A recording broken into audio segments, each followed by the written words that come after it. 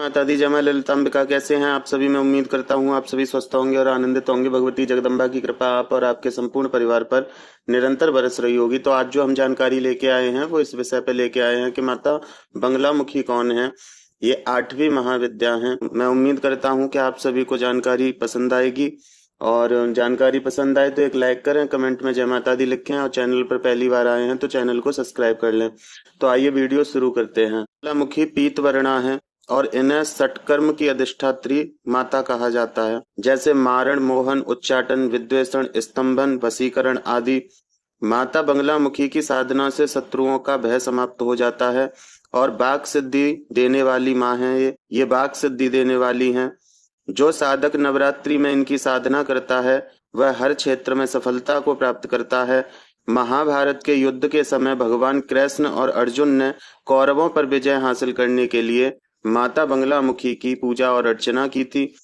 इनकी प्रसन्नता के लिए मंत्र है ओम ह्लीं बंगलामुखी सर्वदुष्टानां वाचम मुखम पदम स्तंभय जिभ्याम कीलम बुद्धिम विनाशय ह्लीं ओम स्वाहा। ये माता बंगलामुखी का मंत्र है।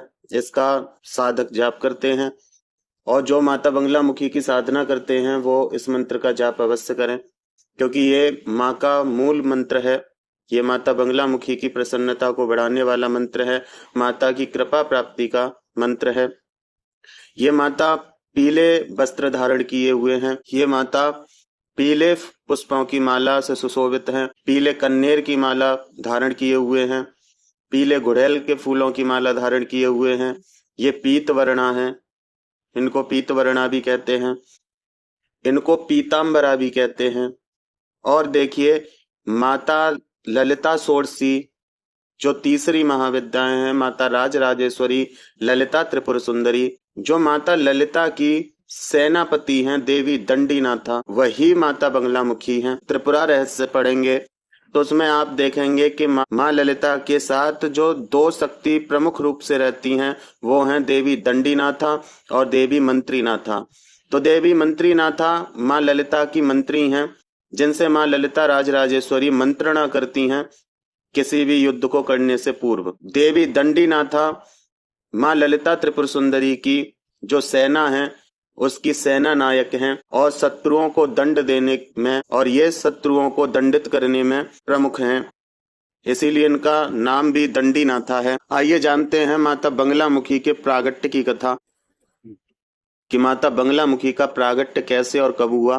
तो देखिए, एक बार एक त्रिखुर नाम का दैत्य था। उस त्रिखुर नाम के दैत्य ने ब्रह्मा जी की भक्ति की, ब्रह्मा जी की साधना की, और ब्रह्मा जी को उसने प्रसन्न किया। जब ब्रह्मा जी उसके सामने प्रकट हुए तो ब्रह्मा जी ने उससे वर मांगने को कहा।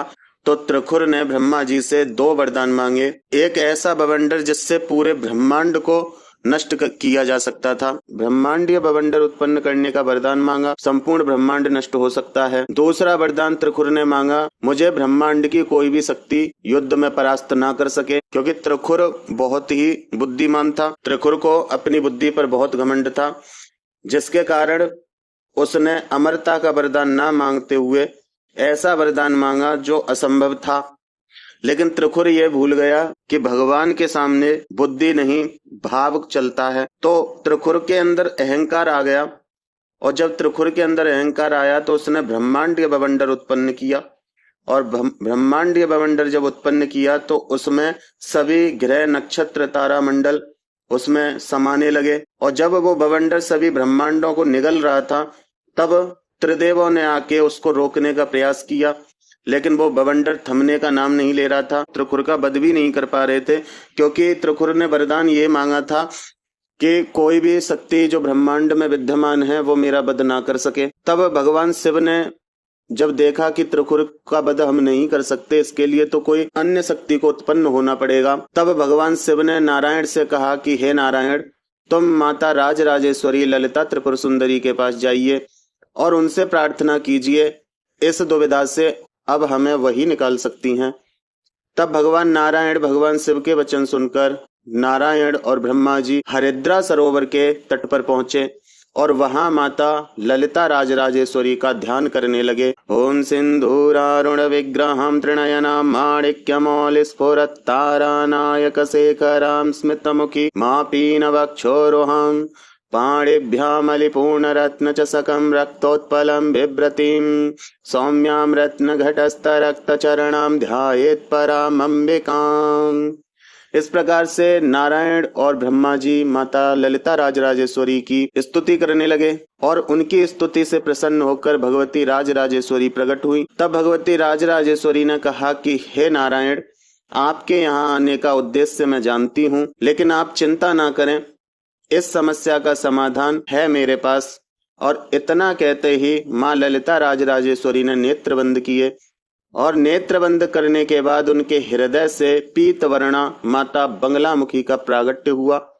और जब माता बंगलामुखी का प्रागट्य हुआ, उनका सौंदर्य ऐसा था कि जिसको देख के भगवान नारायण भी मोहित हो गए और केवल माँ को देखते ही जा रहे थे। तब माँ राजराजेश्वरी ने नारायण भगवान से कहा कि नारायण, माता बंगलामुखी आपको इस कष्ट से बाहर निकालेंगी।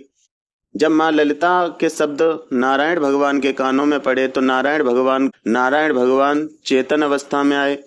तब नारायण भगवान ने माँ ललिता राजराजेश्वरी से पूछा कि माँ, ये कैसी विद्या है जिसको देख के मैं इतना मोहित हो गया कि मुझे आपका भी भान नहीं रहा, पूरे ब्रह्मांड का भी भान नहीं रहा।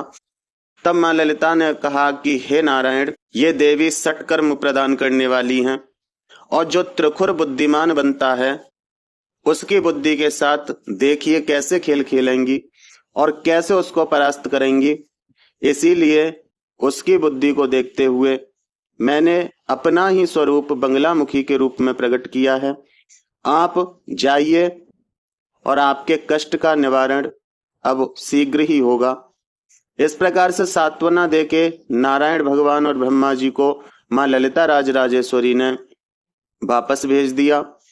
और जब वो वापस लौट कर आए तब वहां जाकर देखा कि वहां माता बंगलामुखी विद्यमान है और उन्होंने जाते ही अपनी मोहन विद्या का प्रयोग किया, जिसके कारण त्रिखुरासुर मोहित हो गया। और जब वो मोहित हुआ तब माता बंगलामुखी ने स्तंभन विद्या का प्रयोग किया, जिससे उन्होंने उस ब्रह्मांड के बवंडर को रोक दिया, उसको स्तंभित कर दिया। जब बवंडर को स्तंभित किया और त्रिखुर को मोहन विद्या से अपने बस में किया, तब माता बंगलामुखी ने उच्चाटन विद्या से त्रिखुर की पागलों जैसी स्थिति कर दी और त्रिखुर एक पागल की भांति भटकने लगा, इधर उधर पागलों की तरह भटक रहा था।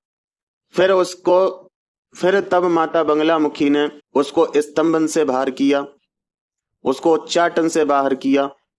और जब त्रिखुर उच्चाटन से बाहर आया तो उसने माता बंगलामुखी पर प्रहार करने की चेष्टा की। जब माता बंगलामुखी पर प्रहार करने की उसने चेष्टा की तब माता बंगलामुखी ने उस पर मारण विद्या का प्रयोग किया और त्रिखुरासुर का वध किया। तो देखिए, ये माता बंगलामुखी सटकर्म प्रदान करने वाली हैं और अपने भक्तों को सभी प्रकार के कष्टों से मुक्त करने वाली हैं। लेकिन यदि कोई इनकी सिद्धि साधना करता है तो उसको, पहली बात तो ये कायरों की देवी नहीं है। यदि कोई डरपोक व्यक्ति है और वो इनकी साधना सिद्धि करता है तो देखिए किसी के सानिध्य में करें, क्योंकि ये माता सबसे पहले अपने साधक के ऊपर प्रयोग करती हैं। और प्रयोग वो इसलिए करती हैं कि वो देखना चाहती हैं कि यदि आप उनकी विद्याओं से स्वयं को बाहर लाना जानते हैं तो वो आपको सिद्धियां प्रदान करती हैं। अगर उन्होंने आपको सिद्धियां प्रदान कर दी और आप उन सिद्धियों से खुद को ही बाहर नहीं ला पाते, आप उनको नहीं साध पाते, तो आपने वो विद्या किसी के ऊपर चलाई तो फिर आप उसकी विद्या को कैसे काटोगे। तो इसलिए आपकी परीक्षा लेती हैं माँ, सबसे पहले आपके ही ऊपर प्रयोग करेंगी। तभी तो कहते हैं कि माता बंगलामुखी की साधना में लोग मानसिक विक्षिप्त हो जाते हैं। लेकिन जो अपने गुरु के सानिध्य में ये साधना करते हैं, जो अपने गुरु की परामर्श से ये साधना करते हैं या किसी जानकार व्यक्ति के सानिध्य में साधना करते हैं, तो उनके साथ ऐसा कुछ नहीं होता, उनको सिद्धि प्राप्त होती है। और ये अपने भक्त को वाक सिद्धि सबसे पहले देती हैं और अपने भक्त को सटकर्म का महारथी बना देती हैं। मारण, मोहन, उच्चाटन, विद्वेषण, स्तंभन आदि सटकर्मों से अपने भक्त को, अपने साधक को सब प्रकार से संतुष्ट करती हैं। तो ये जानकारी थी माता बंगलामुखी के विषय में, और इनका मंत्र मैं बता चुका हूं और मैं डिस्क्रिप्शन में भी लिख दूंगा, और एक बार फिर बोलकर मैं आपको बताता हूं, ध्यान से सुनिए।